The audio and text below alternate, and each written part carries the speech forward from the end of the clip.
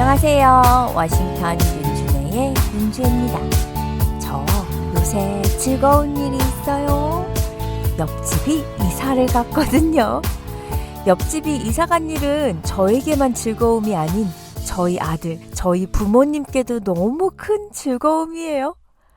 한 2주 전에 저희 아들이 학교 갔다 와서는 집에 들어오자마자 엄마, 내 어깨 동무 해봐. 갑자기? 전 일단 아들과 어깨 동무를 했어요. 그러자 아들은 응원가를 부르기 시작했어요.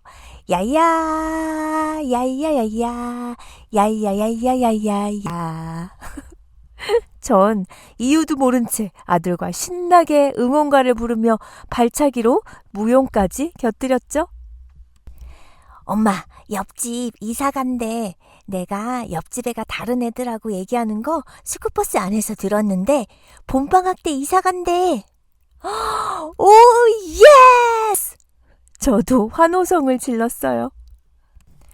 저는 웬만해서는 주위 사람들과 두루두루 다 잘 지내는 편이에요. 웬만한 일로는 스트레스도 잘 안 받는 성격이고요. 그냥 그러려니 하는 게 저의 장점 중 하나라고 할 수 있죠. 저희 아들도 예민하지 않아요. 무던해요. 그런 저희가 어찌하여 옆집 사람들을 이토록 싫어하게 됐을까요? 일일이 다 말하기도 입 아파요. 일단은 몰상식하고 매너 없고 못됐어요. 그 집에 큰 티네이저 아이들이 3이나 있는데 혹시 그 애들 친구들이 집 앞에 서성이고 있으면 저희 아들은 그 집을 거쳐 집에 들어오는 것도 망설일 정도로 애들의 질이 안 좋아요. 그 집 아저씨는 허구한 날 집 앞에 앉아서 대마초를 피워대요. 매일같이 눈 풀려서는 문 앞에 앉아 술도 마시고요. 저희 집과 옆집은 기역자로 마주보고 있는 구조라 그 집 문과 저희 집 문은 한 발자국도 안 되는 거리예요. 그 연기 냄새가 저희 집으로 고스란히 들어오는데 너무 싫죠. 제가 작년 7월에 이사 왔으니까 지금까지 얼마나 힘들게 참았나 몰라요. 올 여름엔 다시 이사도 생각 중이었었거든요. 그 집에 막내 쌍둥이 5살짜리 꼬마들이 있는데 밤늦게 저희 집 벨을 장난으로 계속 눌러대요. 어른들은 뭘 하고 있는지 애들만 나와서 그렇게 저희를 괴롭혀요. 한 번은 너무 화딱지가 나서 문 앞에 붙어있는 벨을 제가 뜯어서 들고 들어왔어요. 그랬더니 이번엔 손으로 똑똑 계속 손으로 똑똑똑똑 하더라고요. 그때가 밤 10시가 넘었는데 그뿐인가요? 그 집 아줌마는 허구한 날 큰 소리치고 아저씨한테도 애들한테도 욕하고 또 아마존 물건을 제가 시키면 딜리버리가 되었을 때 재빨리 제가 집 안으로 들여다 놓지 않으면 사라져요. 옆집에서 가져가는 건데 고의로 그러는 건 아니에요. 그 집에 워낙 식구가 많다 보니 드나드는 사람이 많죠. 그러니 그냥 바닥에 떨어져 있는 택배는 이름 확인도 안 하고 자기네 집으로 가지고 들여다 놓는 거지만 전 그 택배를 돌려받으려면 하루가 꼬박 걸리기도 하고 더 걸리기도 하고요. 아무튼 식구 한 명 한 명 모두 기본도 안 된 사람들이에요. 이곳 학군도 굉장히 좋은 곳인데 이런 평화로운 저희 동네에 왜 그런 암적인 사람들이 살고 있는지 요샌 자다가도 좋아서 웃음이 나요. 언젠가 옆집에 다시 새로운 사람들이 오겠죠? 비록 좋은 이웃이길 바랍니다. 어느 누가 들어와도 이 사람들보다는 괜찮을 거라고 생각하지만요. 옆집, 앞집 가까이 지내시나요? 워낙 미국 사람들은 모르는 사람에게도 인사를 잘하고 스몰 토크를 하는 문화이다 보니 오히려 한국의 이웃사촌 관계보다는 미국에서의 이웃사촌 관계가 더 가까운 듯 생각이 됩니다. 한국에선 이사 오면 이웃집에 시루떡을 나눠주는 문화가 있죠. 예전에 무슨 드라마 보니까 옆집에서 이사 왔다고 떡을 가져다 주니까 떨떠름한 표정으로 떡을 받아들고는 현관문을 닫자마자 요새 누가 이런 떡을 먹는다고 하면서 쓰레기통에 접시채로 버리더라고요. 가까운 이웃이 먼 사촌보다 낫다고 하는데 한국에선 과거엔 그만큼 이웃의 비중이 높았어요. 헌데 오늘의 이웃은 좋은 관계와는 거리가 멀고 오히려 적대시하는 대상이죠. 뉴스를 보면 특히 도시 아파트에서는 중간소음 등으로 갈등을 하는 경우가 적지 않은 것 같아요. 폭력을 휘두르고 심지어 살인 사태로까지 이어지기도 하니까요. 시루떡을 돌리기는커녕 서로 간에 인사도 잘 하지 않는다죠.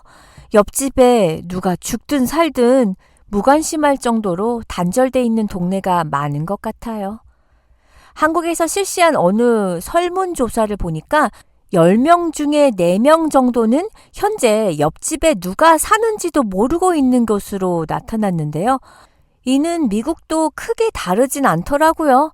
저는 미국은 상당히 이웃들과 소통을 잘하고 있다라고 생각했는데 어느 통계를 보니까 미국도 57%의 사람들이 이웃을 어느 정도만 알고 있다라고 답했어요.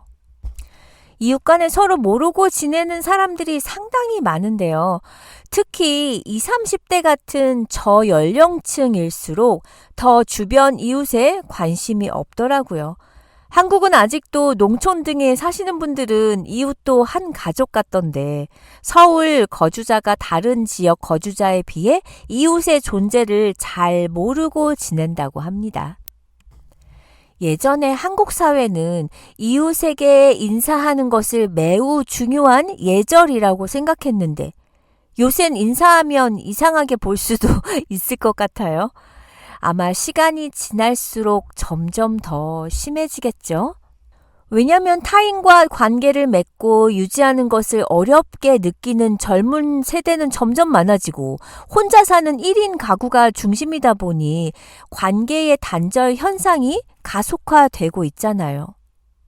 이웃들과 인사나 교류를 잘 하지 않는 이유 중 하나는 바쁜 현대인의 라이프스타일과 개인화된 성향 때문 아닌가요? 평소 이웃과 마주칠 일이 없고 이웃과 교류를 하지 않아도 딱히 불편하지 않으니까. 또 이웃과 인사를 안 하는 이유가 교류하는 것이 어색하고 그냥 모르고 지내는 것이 편하기도 하고요. 그냥 인사나 교류를 해야 할 필요성 자체를 느끼지 못한다는 거예요. 근데 솔직히 저도 이웃과 친하지 않아도 불편함은 전혀 없어요. 나는 우리 옆집에게 좋은 이웃일까요? 내가 우리 이웃은 어떻네 저떻네 하기 전에 나는 우리 이웃에게 어떤 이웃인가도 생각해보면 좋을 것 같아요. 나도 모르게 내 이웃에게 피해를 주고 있지는 않은지. 제가 이곳에 이사한 지 얼마 안 되고 어느 날 저희 집에 옆집 남자가 찾아온 거예요. 화가 잔뜩 나가지고요. 이유는 저희 아들이 마루에서 축구공을 튀기면서 놀았는데 그 소리가 너무 컸다는 거죠. 저는 2층에 있었어서 오히려 소리를 못 들었는데 벽을 사이에 둔 옆집은 그 소리가 꽤나 크게 들렸나 보더라고요.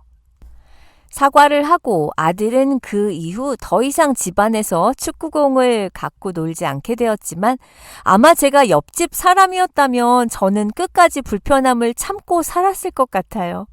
물론 스트레스는 심했겠죠? 그랬으면 끝까지 저는 아들이 공을 튀기는 소리가 옆집에게 방해가 된다는 사실을 몰랐을 테고요. 이렇게 나는 모르는데 옆집에게 방해가 되고 있는 건 없는지 살펴봐야 할 필요도 있을 것 같아요. 또 우리 주변에 흔히 있는 주차 문제도 그래요. 지금은 주차 공간을 모두 함께 쓰는 타운하우스로 이사를 왔지만 작년까진 싱글하우스에 살았는데 미국의 싱글하우스에 보면 드라이브웨이에 차를 세워놓고 집에 차가 여러 대인 경우엔 집 앞 스트릿 파킹을 해놓기도 하죠. 당시 저희 옆집에서 안 보이던 차가 매주 저희 집 앞 스트릿 파킹으로 주차가 되어 있었어요. 아마도 그 집에 대학생 아들이 있는데 기숙사 생활을 하다가 주말이나 할러데이에 집에 오는 모양이었더라고요. 저희 집 드라이브웨이를 막고 있는 건 아니지만 일주일에 한 번 쓰레기나 리사이클 통을 내다 놔야 하는 경우 옆집에 차가 길을 막고 있으면 제가 그 큰 쓰레기통과 리사이클 통을 반대편으로 옮겨놔야 하는 수고가 있는 거죠. 그렇다고 매일 주차가 되어 있는 건 또 아니기 때문에 뭐라고 할 수도 없고 해서 아무 말 안 하고 살았는데 쓰레기 치우는 날엔 또 그 차가 저희 집 앞에 주차되어 있으면 좀 짜증은 많이 났어요. 자기네 집 앞에도 스트릿 파킹할 자리가 있는데 꼭 저희 집 앞에다가만 해놓는 거예요. 앞서 말씀드린 대로 저야말로 있는지 없는지 티도 안 나는 이웃이라 서로 얼굴 붉힌 일은 절대 안 만들거든요. 그러니 내가 좀 불편하더라도 그냥 참는 거죠. 하지만 내가 위급한 상황에 처했을 때 도움을 가장 빨리 받을 수 있는 곳이 이웃사촌이잖아요. 아무리 인사도 안 하는 사이라고 해서 내가 지금 위급한 상황이라면 도움을 청해야 하죠. 그런데 한 설문조사에서 놀랍게도 48%의 사람만이 도움을 청할 수 있을 것 같다라고 했고요. 47%의 사람들은 아무리 그래도 도움을 요청하지 못할 것 같다라고 했어요. 근데 재밌는 건 반대로 옆집이나 이웃 주민이 나에게 위급한 상황에 도움을 청할 경우에는 10명 중에 7명은 흔쾌히 도와줄 것이라고 말했습니다. 한때 한국 사회에서 이웃은 가족과 친척, 친구만큼이나 가깝고 소중한 관계로 인식이 되었었죠. 과거에 이웃들이 하나, 둘 평상에 모여 수다를 떨고 서로의 집에서 함께 식사를 하며 동네 아이들은 누가 먼저랄 것도 없이 어느 집엔가 모여 노는 모습은 그 시절을 보낸 사람들이라면 누구나 간직하고 있을 추억이에요. 이처럼 과거에는 이웃이 서로 서슴없이 왕래하고 희노애락을 공유하며 더불어 살아가는 관계였지만 요즘 이런 모습은 찾아보기 힘들어요. 한국은 80년대를 지나면서 지방에도 아파트 붐이 일었고 인간미가 정겹던 골목길이 사라져갔어요. 아파트가 20층이라면 한 통로만 하더라도 좁은 골목길에 40여 채 이상의 집이 모여있는 큰 마을이 생긴 셈이니까요. 동네 마을은 골목길을 오가며 인사도 나누고 담장 너머로 집안 사정도 볼 수 있었지만 밀폐된 아파트 마을은 앞집도 잘 모르는 경우가 많죠. 현관문은 꼭꼭 잠겨 있고 문패도 없이 성도 이름도 몰라요. 반면 미국은 이웃들과 친하게 지내기를 선호하는 편이에요. 이웃은 집에 무슨 일이 있을 때를 대비해서 가장 먼저 도움을 받을 수 있는 상대가 바로 이웃이기 때문이죠. 그래서 대다수의 미국인들은 이웃과 친하냐는 질문에 친하게 지내려고는 한다. 그렇지만 친구는 될 수 없다. 라고 답변을 합니다. 별의별 일들이 다 일어나는 요즘 세상이다 보니 사람에 대한 신뢰감이 줄어들고 소중한 5명의 친구로도 충분하다라고 여기는 사람들도 많아요. 옆집 사람이 내 친구여서 시도 때도 없이 초인종이 울려대는 것도 싫은 거죠. 전 작년에 지금 집에 이사를 하고 옆집 사람들 때문에 스트레스 받으면서 다음부턴 이사를 하기 전에 꼭 잠복을 해서 옆집, 앞집 사람들 다 탐색하고 집을 구해야겠다라는 결심을 했어요. 집 구매 경력이 있는 사람들은 집을 살 때 집 그 자체보다는 그 집 주변 환경, 특히 이웃이 누구인지 조사부터 한대요. 집이야 내 돈 들여서 예쁘게 고치고 꾸밀 수 있지만 이웃 사람들은 돈 들여 바꿀 수 없으니까요. 오래전에 전원일기라는 프로에 보면 반상의 장면이 자주 나왔어요. 그 응답하라 시리즈도 그랬고요. 한 달에 한 번 주민들과 만나 소통하는 모임이죠. 마을에 안건을 내기도 하고 마을의 중요한 일을 앞두고는 주민들의 의견을 듣기도 하고요. 요샌 이런 반상회가 거의 사라지고 드라마에서나 볼 수 있는 장면이에요.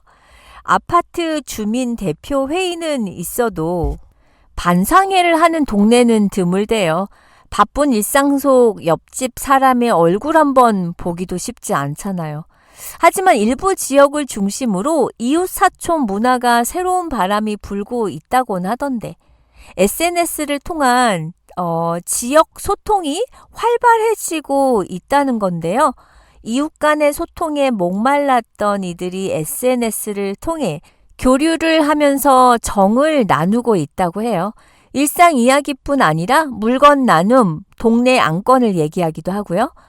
역시 시대가 바뀜에 따라 얼굴을 보고 모여 앉아 반상회를 하는 것이 아닌 비대면으로 동네 사람들과 소통을 하는 것이죠.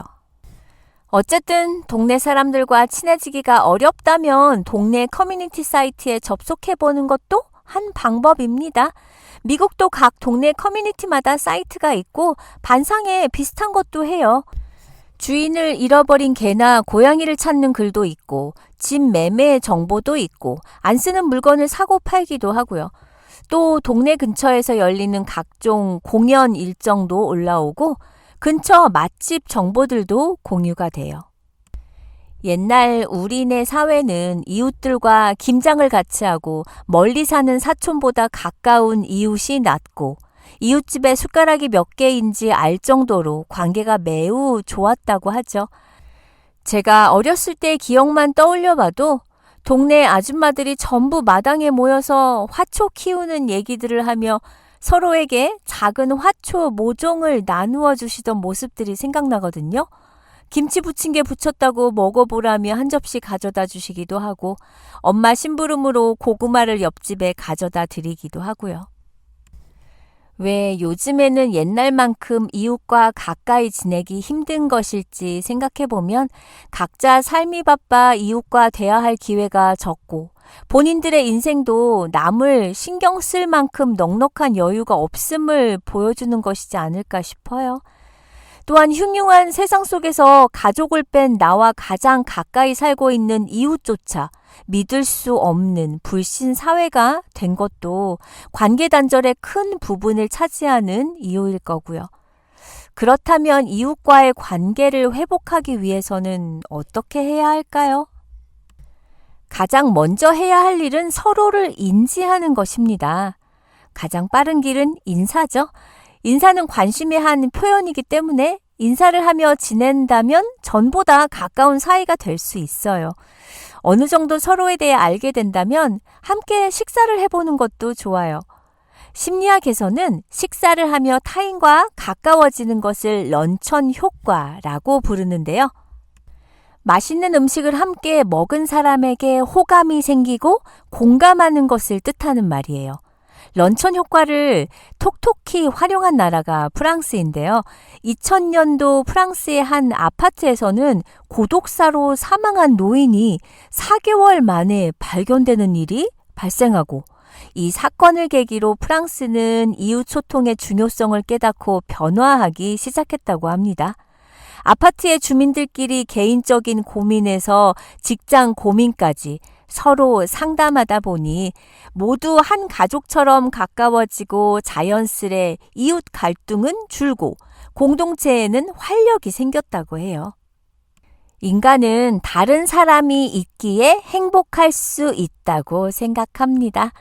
이웃과 단절된 채 팍팍한 삶을 살기보단 이웃이 있기에 행복한 사람이 되어보세요. 우리는 다음 시간에 만나요.